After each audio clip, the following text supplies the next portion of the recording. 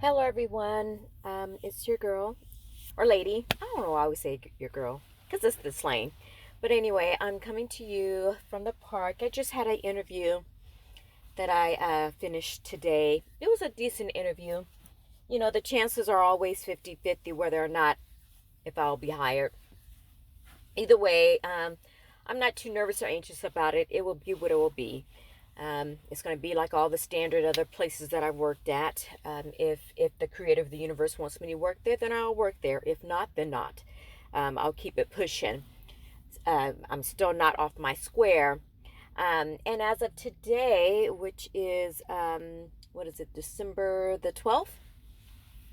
It looks like we have General Alvin Holsey, who was, excuse me, Admiral Holsey, who had refused the order to, I guess, continue strikes on fishermen and from Venezuela. And so I guess they retired his commissions today. They gave him a nice little send off. And everyone's kind of speculating out loud that there were tensions between him and the former TV presenter or personality, now Defense Secretary of War. What is his name again? Pete Hegseth.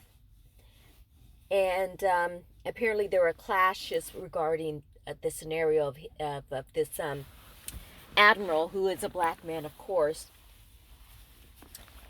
And Holsey sounds like it might be a name from a descendant of American slaves plantation somewhere or another in there. It almost sounds Dutch or maybe even Swedish or so. But anyway, what's significant about this was that this black man actually stood up to the powers that shouldn't be, and said and stood on what he believed was right, which is probably the right thing to do. He wasn't. It doesn't sound like he is a bloodthirsty individual, like most black men are not bloodthirsty. They don't. If you ever have black men and black women, especially if you look in history, when there on those rare occasions were wars, and of course they were in the name of righteousness, what was right and wrong, not for gain of resources. And I know that there are some historians now who like to lump that all together. They like to paint the world as if what white people have done upon the planet is what everybody has done, and that's not true. We've had thousands and thousands of years more that of peace and prosperity, more so than wars and famine, or the body politic being aggressive towards itself and the citizenry that it administrated or ruled over. So I think that is part of in our blood and in our spirit to be this way. And I think it's part of our makeup and our consciousness that has never died, and it was never beat out of us.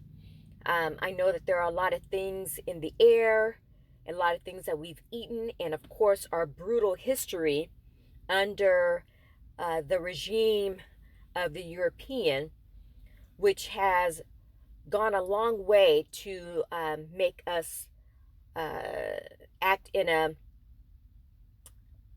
way that doesn't produce sanity, and has not been able to overturn the root causes of the insanity that is this world. But I am encouraged to see that a man with so much power, and as I understand, the Admiral had just started his post. So I'm sure he had lucrative years ahead of him.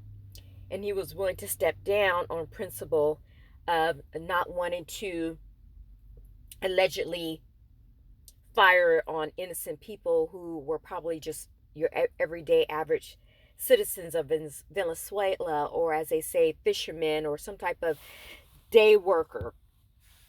And then also too, there is the backlog of political maneuvering, because as with everything, there are some, and again, this is allegedly, although there's been some reports that the those who are in high places and who practice wickedness in those high places of this world that is on its deathbed, that they just basically just take. They don't actually pay for anything. They don't do a fair bargaining, but they see something they want it and they take it, and they're willing to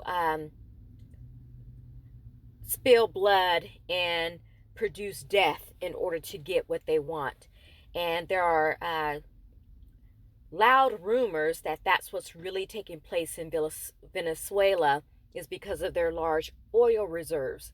And so this nation doesn't want to pay the fair price for it. So they're making moves now, allegedly, to just simply take it. If they have to, if they have to, I guess, take out people, then that's what they're willing to do. It's nothing that we haven't seen before.